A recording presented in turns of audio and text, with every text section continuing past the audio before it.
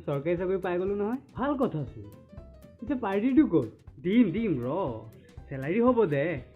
ৰচোন কেলা তইতো স্কুলৰ বাৰান্দাও যোৱা নাই, চৰকাৰী চাকৰি কেনেকৈ পালি বে?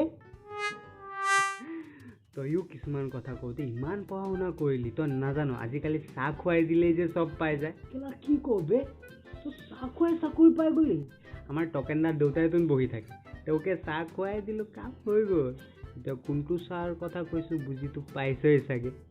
ভাই ভাল কথা কৈছোঁ বে, মই এতিয়াই গৈ পেলাই চাকৰিটো লৈ আহিম।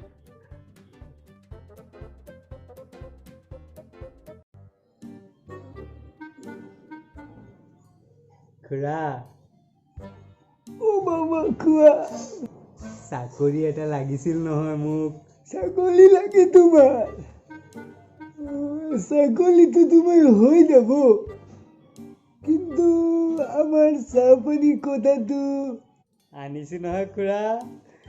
এইটো লওক চাহ। কুকুৰৰ বাচ্চা ওলাই এতিয়া।